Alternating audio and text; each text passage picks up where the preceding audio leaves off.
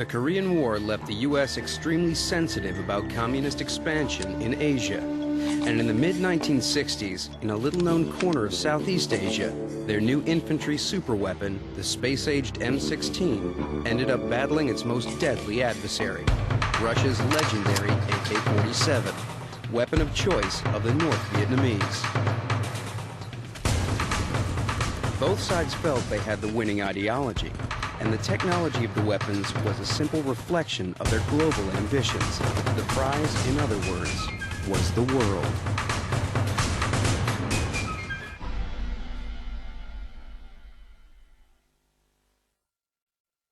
Both sides already had accurate and reliable infantry rifles that had done great service in World War II. The bad news was they could only fire one bullet at a time.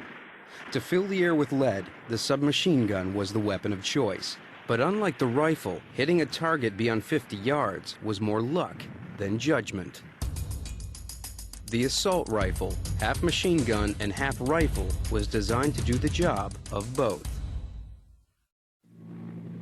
The Soviet and American assault rifles were very different designs. As a test of whether communist or capitalist technology was better, Vietnamese combat conditions were ideal. You were not able to see your enemy. You were in a jungle environment where all you were seeing was muzzle flashes or maybe some smoke. You didn't have a clearly defined target, so you would have an area target which you would spray with ammunition to keep your enemy's head down. Basically, it's whoever lays down a heavier volume of fires who's going to win. It's firepower that counts. And with an assault weapon, you've got firepower. Firepower could keep you alive, and soldiers developed very close relationships with their guns. As an Army infantryman, this is sort of like an extension of my arm. It was always close to me. I would never go anywhere or think about going anywhere without reaching for my weapon. Even the construction of the AK-47 and M16 revealed deep differences between East and West. In 1990, 7 years before his death, M16 designer Eugene Stoner gave a rare interview with AK-47 designer Mikhail Kalashnikov. In it, he recalls how U.S. demands for a super-light weapon forced him to make radical advances in the M16's construction. That meant choosing lightweight materials right from the beginning. Aluminum in place of steel, fiberglass and construction in place of wood. This is really space-age stuff. It's made out of plastic. It's made out of composite material, early composites. The buffer that's in here is a composite. So this is sort of space-age. In the 1960s, the M16 looked like a kid's toy. We had nicknamed this thing the Matty Mattel, made by a toy gun manufacturer. I mean, when it first came out, that's what it looked like. It looked like something that a kid would play with, and it was, no wood, and this, we thought, oh, it's still cheap plastic, this kind of thing. So for us initially, that was the joke. That was our toy gun. The Kalashnikov is a far more traditional gun. The AK-47 is of rather conventional design, using common materials, steel and wood, and readily available machining technology. The parts are manufactured to less precision. From an engineering standpoint, it is a low-tech weapon. This means that for automatic fire, the M16 is much easier to control than the AK-47.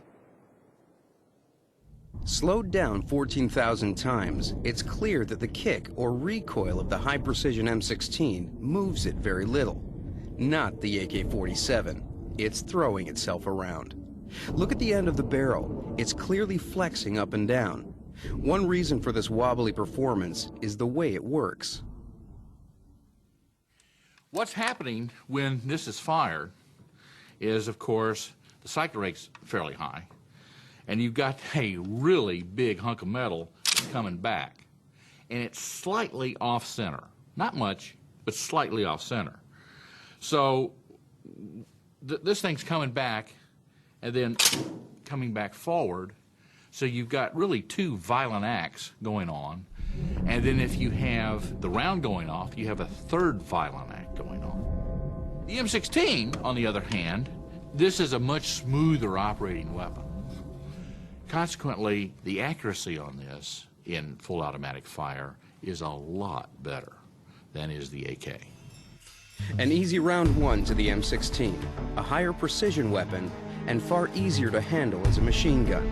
Can the AK-47 claw ground back with its performance as a rifle, rated by accuracy, not controllability? We've come to Morris County, New Jersey. The Picatinny Arsenal is where the U.S. Army puts their small arms to the test. We've set up targets at about 200 yards. It's an easy distance for a decent rifle. First up is the M16. What we're looking for is grouping, how close the shots are to each other. Every shot strikes close to the heart, in the kill zone.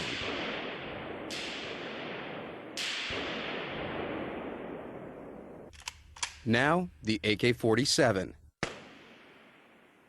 Only one of the 5 shots even tags the lower left edge of the paper. Not one strikes the kill zone. And it's clear from the design of the sights that the American weapon was designed to be more accurate from the very start. The sights are very good. You have a little peep sight here in the back, okay, which you can use for short range. And what you could do is you can actually flip it forward, and if you look on the back, you can actually see an L. That's for long distance. In the front, you have just a post with what we call bunny ears, which flare out. And what you do is you center your post in the center of your rear sight, and you put it right on target, and you fire, and you should hit target.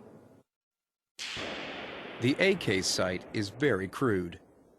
It's not as good as the peep sights that the Americans have been using since World War II. You take your front post and you line it up with the little notch right here, and the top of the front post and the top of this bar will be level. And you set your target right on top of those 3 points. This weapon really isn't meant to shoot out 400 meters.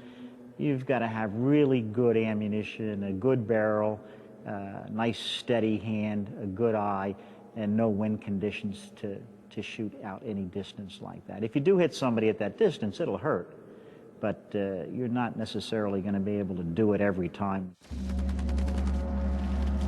Out in open terrain, that extra accuracy could give the M16 a decisive advantage. Round 2 to the M16, an easier machine gun, a more accurate rifle. The much like World War II rifle ammunition seemed an obvious choice for America's first lightweight assault rifle, but the powerful recoil of the old ammunition made their new featherweight M14 dangerously uncontrollable as a machine gun.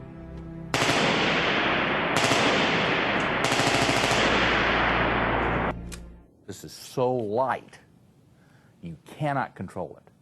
So the first round, if you were to fire this fully automatically, the first round would be there, the second round would be there, third round would be there. And anything after that, it's an anti-aircraft gun. To make a handheld automatic weapon, the designers would need ammunition with less recoil or kick. The gun's success would stand or fall on the design of the bullet. The Soviet solution was brutally simple. Take the heavy old rifle bullet and make it shorter and therefore lighter. The M16 uses a smaller, slimmer bullet.